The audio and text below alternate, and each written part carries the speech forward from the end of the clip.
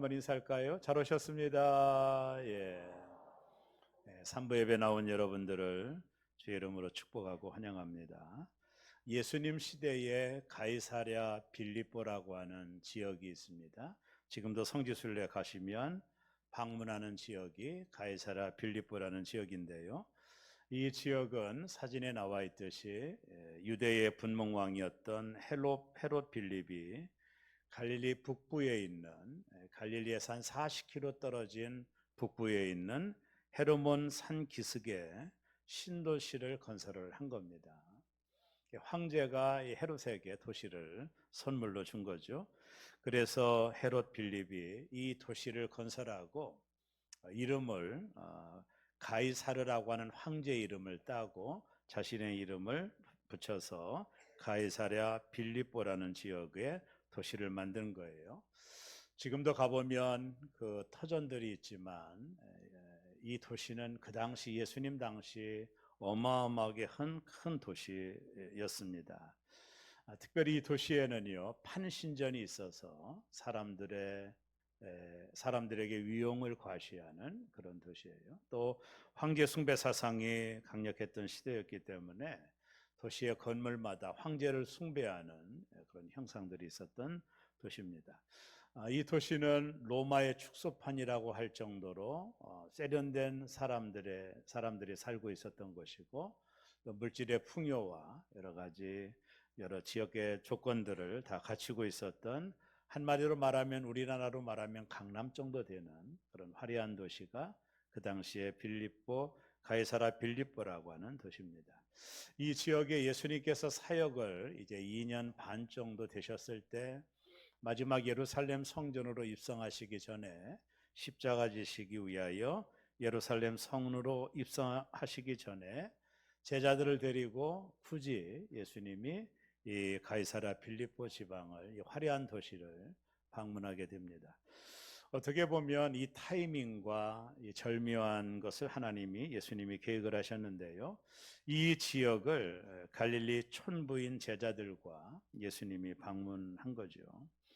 이들이 이 도시를 방문했을 때 그 위험에 놀랐을 거예요. 그리고 도시의 화려함과 시민들의 깨끗함, 세련된 도시의 문화 속에 이 갈릴리에서 고기만 잡던 이 어부들이 서프라이즈하고 놀랐을 거라고 봅니다. 이 지역을 방문했던 예수님이 특별히 계획하신 말씀을 하나 하시는데요. 이곳에서 예수님이 제자들에게 질문을 하십니다. 너희는 나를 누구라고 생각하느냐? 예수님이 이 도시에서 굳이 이런 질문을 하고 계셔요. 이 화려한 이 도시, 로마의 황제의 신상이 있고 판신전이 있는 이 어마어마한 도시의 한복판에서 예수님께서 너희는 나를 누구라 하느냐 이렇게 질문을 하셨습니다. 그때 베드로가 홈런을 칩니다. 그 유명한 주는 그리스도시요 살아계신 하나님의 아들입니다 라는 유명한 고백을 베드로가 하는 것입니다. 이 베드로의 고백은요, 저 황제의 신전에서 인간의 경배를 받는 로마 신이 아니라는 것, 황제가 장악하고 있는 절대 권력, 그의 군사력이 우리를 구원해 주시는 것이 아니라 당신이 바로 예수 그리스도가 메시아요, 하나님의 아들이라고 위대한 고백을 하고 있는 겁니다. 비록 예수님이 가진 것이 없고 초라한 모습이라도 나사렛 예수 당신만 우리를 구원할 메시아라, 그리고 이 땅에 인간의 몸을 입고 오신 하나님이라고 이 어마어마한 이 세속의 문화의 한복판에서 예수 그리스도를 하나님의 아들로 메시아로 고백하고 있는 거예요. 그때 예수님께서 처음으로 에클레시아라는 교회라는 말을 사용하십니다. 신약 성경에는 교회라는 말이 3번 나오는데 여기 처음으로 예수님께서 2년 지나는 동안에 한 번도 교회라는 용어를 쓰신 적이 없는데 오늘 이 베드로의 신앙 고백을 듣고 처음으로 교회라는 말을 주님이 언급하신 것이 중요합니다. 오늘 이 예수님이 말씀하시던 교회, 우리가 소망하는 교회는 어떤 교회인지를 한번 살펴보면서 은혜를 받고자 합니다. 교회는 우리가 소망하는 교회의 첫 번째는 신앙 고백이 분명한 교회입니다. 예수님께서는 두 가지 질문을 하셨어요. 그 중에 하나가 사람들이 나를 누구라 하느냐, 이 질문이에요. 예수님을 사람들이 어떻게 생각을 하느냐를 주님이 질문을 하십니다. 여러분, 우리가 예수님을 어떻게 보느냐가 대단히 중요한 신앙의 바로미터거든요. 우리가 예수님을 훌륭한 교육자로 보면 교회를 배우려고 나오실 수 있고, 예수님을 우리에게 기적을 베풀고 오병이어의 기적을 베풀듯 우리의 필요를 채워주는 분이라고 저와 여러분이 바라본다면 주님을 찾아올 때 기적을 바라보고 올 수도 있을 거예요. 중요한 건 뭐냐면 우리가 예수님을 어떻게 바라보느냐가 신앙생활에 너무나도 중요한 관점이에요. 여러분은 주님을 어떻게 바라보십니까? 그러니까 예수님께서 사람들이 나를 누구냐라고 생각하느냐라고 질문을 던졌을 때 예수님의 제자들이 이렇게 답변합니다. 14절이 그 답변인데 우리 다 같이 한번 읽겠습니다. 이르되 더러는 세례 요한, 더러는 엘리야, 어떤 이는 예레미야나 선지자 중에 하나이다. 사람들이 뭐라고 대답했느냐 하면 사람들이 예수님을 세례 요한이라고 합니다. 여러분, 그 당시 세례 요한은 예수님보다 6개월 먼저 이 땅에 왔던 선지자죠. 석청을 먹고 약대 토롯을 입고 해결을 촉구하던 선지자, 그 당시 영웅이었습니다. 예수님을 사람들이 세례 요한이라고 생각을 했던 거예요. 또 사람들은 예수님을 뭐라고 생각했느냐 하면 엘리야다라고 말을 한다라는 겁니다. 구약의 엘리야는 불의 선지자죠. 하늘에서 불이 내려오게 한 기적의 선지자입니다. 예수님이 행하시는 기적을 보고 예수님이 엘리야인가 봐 이렇게 사람들이 생각을 했다라는 거예요. 또 사람들은 예수님을 예레미야나 선지자 중에 하나라고 말한다고 대답을 했어요. 예레미야는 눈물의 선지자죠. 눈물을 흘리며 민족을 위하여 기도하던 선지자고 하나님의 말씀을 대언했던 선지자로 예수 그리스도를 본 겁니다. 우리가 예수님을 어떻게 바라보느냐는 대단히 중요합니다. 이 관점이라는 거예요. 예수님을 교육가로 바라본다면 여러분 교회를 뭘 배우기 위하여 나오실 거예요. 예수님은 사회사업을 하는 분으로 여러분이 바라본다면 교회가 사회사업을 해야 된다라고 생각하는 분들도 있을 거예요. 예수님을 어떤 관점으로 바라보느냐는 우리의 신앙생활에 있어서 대단히 중요한 것이라고 봅니다. 자, 이 질문을 던지고 제자들의 답변을 듣고 난 다음에 예수님께서 제자들에게 두 번째 질문을 던집니다. 너희는 나를 누구라 하느냐? 3년 동안 나와 동거동락하고 나를 따랐던 너희는, 내가 행한 모든 기적을 보고 내가 전한 메시지를 들었던 너희는 나를 누구라 생각하느냐라고 질문을 하신 거예요. 예수님은 사람들이 말하는 예수님에 대한 이미지보다는 나와 함께 동거동락했던 앞으로 교회를 세워가야 될 이 리더십을 가진 제자들이 이 시점에서 예수님을 무엇으로 바라보고 있는지, 예수님에 대한 관점을 예수님은 제자들을 통해 듣고 싶었던 거예요. 그때 베드로가 홈런을 칩니다. 마태복음 16장 16절인데 베드로의 대답을 다 같이 한번 읽어보겠습니다. 시몬 베드로가 대답하여 이르되 주는 그리스도시요 살아계신 하나님의 아들이십니다. 두 가지를 묶어서 고백을 했거든요. 예수님이 칭찬했잖아요. 바요나 시몬아, 너 참 복이 있다, 이렇게 칭찬할 정도로 그의 신앙 고백이 예수님 마음에 드셨는데요. 베드로의 고백을 보면 주는 그리스도시요 라고 먼저 고백을 했습니다. 이 그리스도라는 말은 메시아의 헬라어 표기거든요. 예수님은 메시아입니다. 예수님은 그리스도입니다. 이 그리스도라고 하는 말은 기름 부음을 받은 자라는 뜻입니다. 여러분, 성경 시대에 하나님이 기름 부음을 주는 대상은 세 종류밖에 없었어요. 그 중에 하나가 왕입니다. 하나님은 다윗을 세울 때도 기름 부었죠. 이 땅에 왕을 세울 때 하나님이 기름을 부어 왕을 세웠어요. 또 한 사람은 누구냐면 제사장들입니다. 하나님이 제사장들에게 기름을 부어 제사를 집례하도록 하셨고요. 또 한 사람은 선지자입니다. 선지자들에게 기름을 부어 선지자의 사명을 감당하도록 하게 한 거예요. 그러나 우리가 역사적으로 보면 이 땅에 수많은 왕들이 하나님 마음에 합한 왕이 얼마나 됩니까? 얼마나 왕들이 타락을 했습니까? 왕정 시대를 보세요. 완전한 왕이 없어요. 제사장은 어떤가요? 제사를 드리는 제사장조차도 제사를 드려야 할 정도로 불완전한 존재가 제사장이에요. 선지자는 누굽니까? 얼마나 많은 거짓 선지자가 이 땅에 있었습니까? 오늘 베드로가 예수님은 기름 부음을 받은 메시아라고 고백했던 이 고백은 더 크라이스트예요. 오직 유일한 왕, 완벽한 왕, 완벽한 제사장, 완벽한 선지자라. 이 땅에 왔던 모든 왕과 제사장과 선지자들은 모두 다 불완전했는데 당신은 이 땅에 완전한 더 크라이스트로, 완전한 왕으로, 완전한 제사장으로, 완전한 선지자로 오신 분이라고 고백을 한 거예요. 얼마나 놀라운 고백입니까? 그리고 베드로의 고백은 뭐예요? 당신은 하나님의 아들입니다. 여기 화려한 가이사 빌립보의 저 황제가 따라가지 못하는 당신은 위대한 왕입니다. 하나님의 아들입니다. 이 화려한 도시, 이 세속의 극점에 있었던 도시, 세속 문화가 만연된 도시, 황제 숭배 사상이 판을 치고 판이라고 하는 신전이 가득한 우상의 한복판, 우상을 따르는 이 도시의 한복판에서 베드로가 고백하는 겁니다. 당신만이 유일한 하나님의 아들입니다. 예수님이 너무 기뻤어요.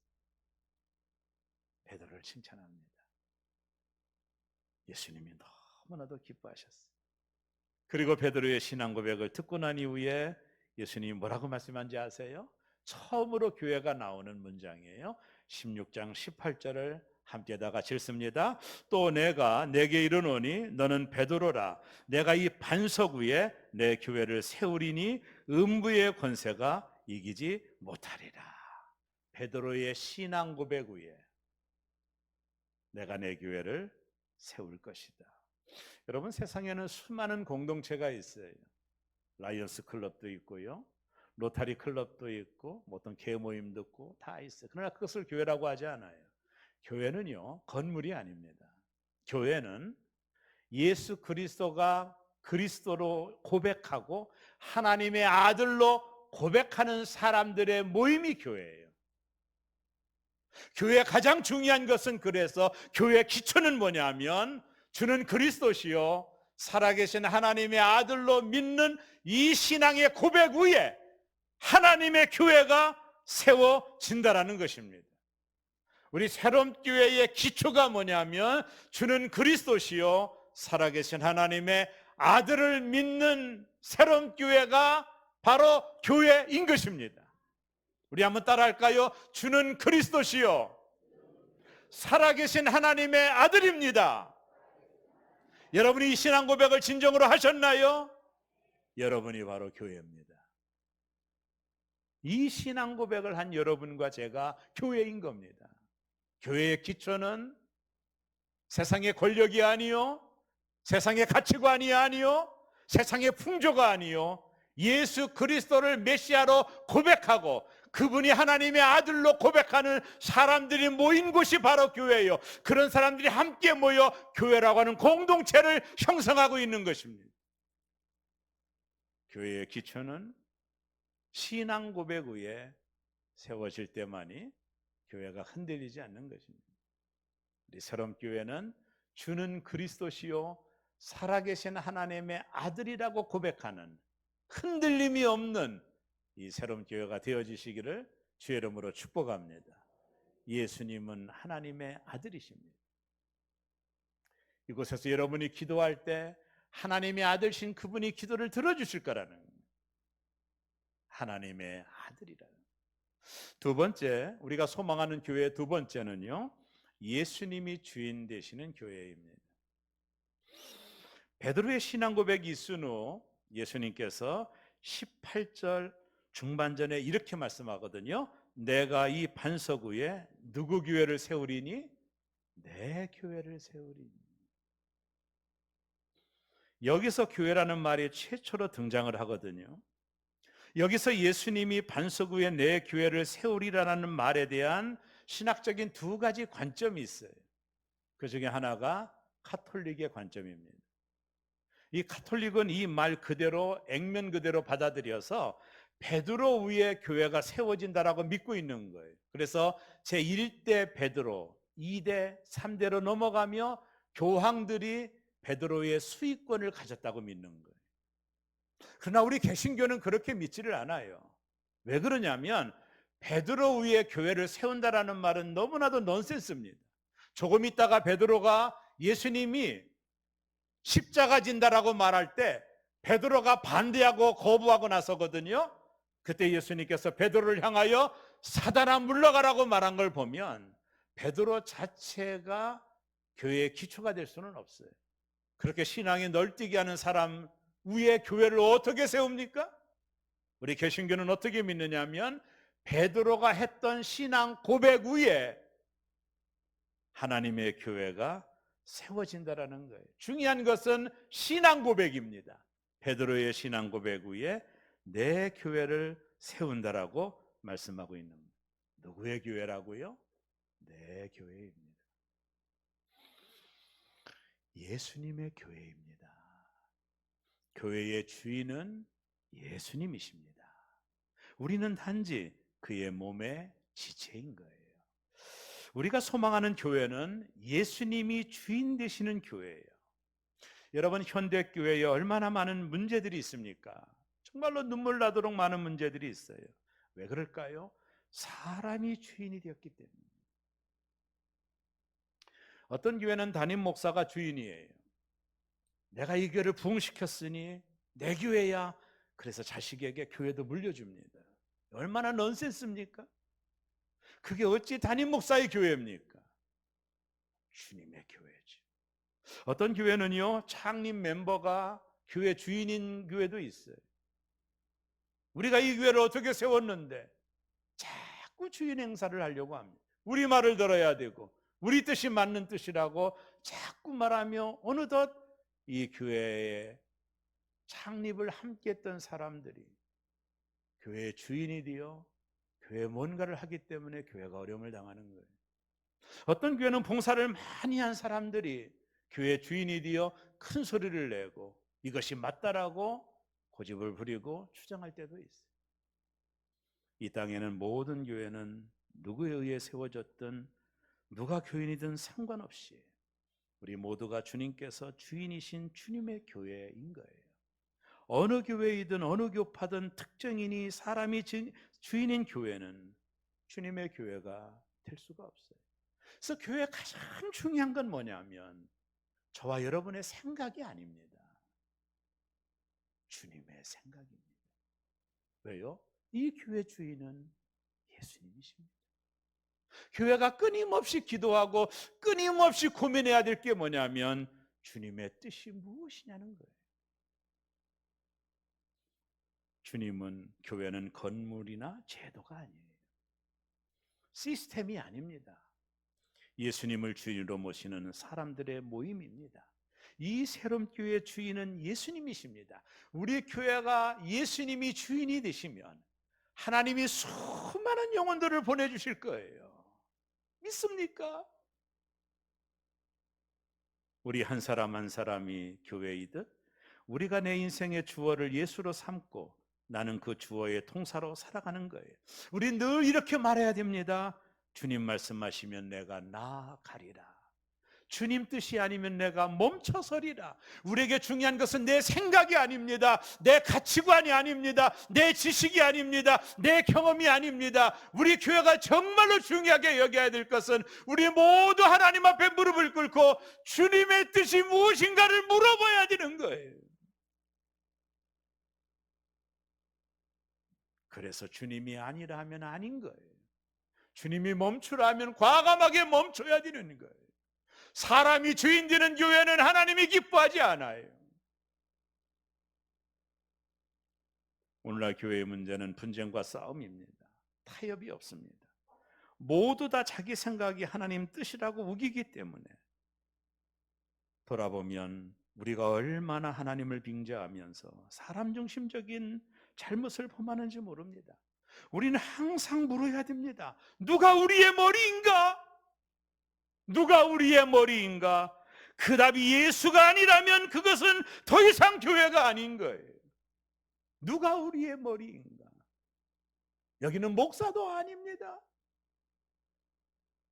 이 교회 오랫동안 다닌 분들도 아닙니다.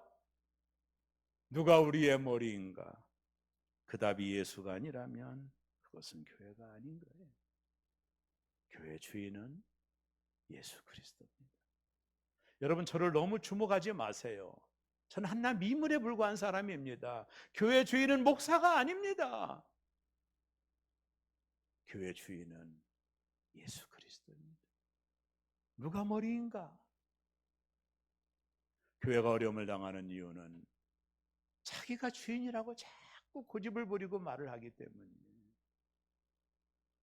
마지막 세 번째, 우리가 소망하는 교회는 제자가 많아지는 교회.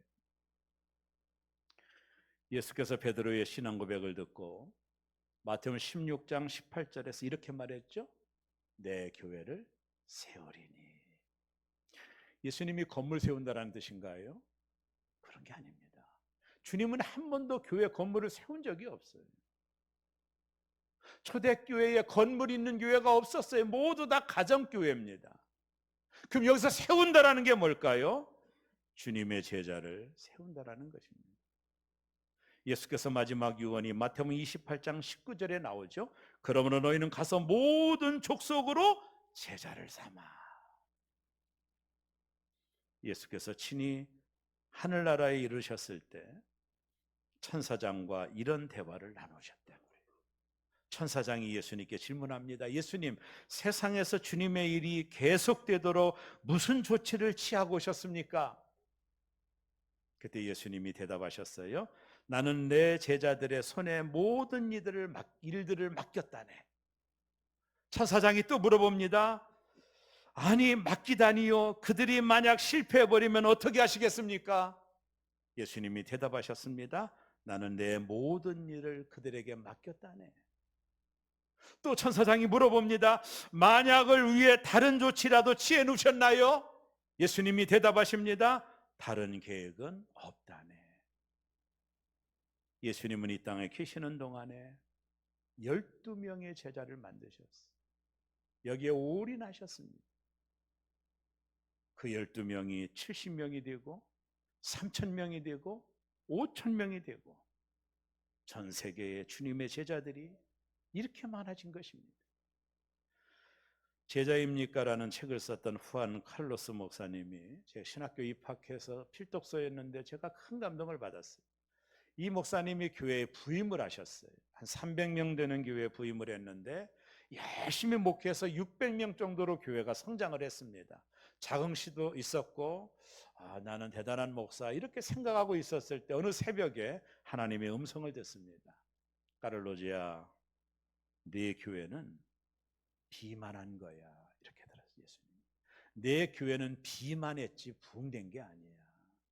그때 까를로스 목사님이 엄청난 충격을 받았다고 그래요.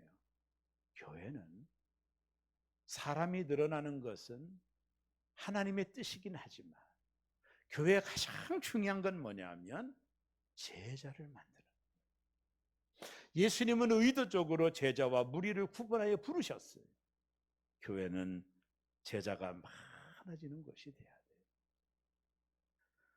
교회는 제자를 세우는 것입니다.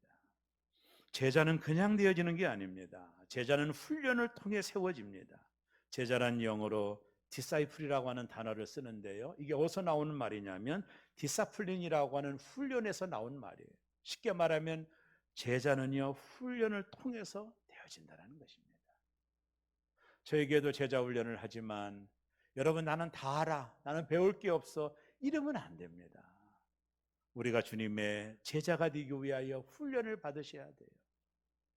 그래서 진정한 주님의 제자가 되어 이 교회 안에 제2의 베드로도 나오고 제3의 야고보도 나오고 제3의 요한도 나와야 되는 거예요. 이것이 우리가 소망하는 교회인 것입니다. 오늘 예배하는 사랑하는 교우 여러분, 우리 새로운 교회는 주는 그리스도시요 살아계신 하나님의 아들이라고 하는 분명한 신앙 고백 위에 세워지는 교회가 되기를 주의 이름으로 축원합니다. 우리 새로운 교회는 사람이 주인 되지 않고 예수님이 주인 되시는, 그래서 예수님의 뜻이 무엇인지를 끊임없이 묻고 기도하는 그런 교회로 날마다 새로워지시기를 주의 이름으로 축원합니다. 우리 새롭게는 제자가 많아지는 교회가 되기를 원합니다. 사람의 수가 많아지는 교회가 아니라 제자가 많아지는 교회가 되어 이 교회에서 제2의 베드로도 나오고 제2의 야고보도 나오고 제3의 요한도 나오는 정말로 주님의 제자로 풍성한 교회가 되어 마지막 때 익산을 그리스도의 푸른 계절로 만드는 새로운 교회 되어지시기를 주의 이름으로 축원합니다. 우리 교회는 사람이 주인 되지 않고 하나님이 주인 되시는 교회, 예수님이 주인 되시는 교회. 그래서 우리는 끊임없이 주인 되시는 예수님의 음성을 듣기 위하여 애를 쓰는 교회, 예수님과 연결된 교회, 모든 중직자들이 머리 되시는 예수님과 연결되어 있는 교회가 되어서 주님의 뜻을 시원케 해드리고 하나님의 뜻을 시원케 해드리는 새로운 교회로 날마다 거듭나시는 교회가 되어지는 우리 교회가 되어지시기를 주의 이름으로 축원합니다. 저와 여러분이 교회이니 우리가 이런 교회를 꿈꾸고 우리가 이런 교회를 만들어 나가 이 땅에 그리스도의 복음을 전하는 이 세속적인 세상 속에서 예수님의 뜻을 밝히 드러내는 새로운 교회로 쓰임 받으시기를 주의 이름으로 축원합니다. 기도하겠습니다.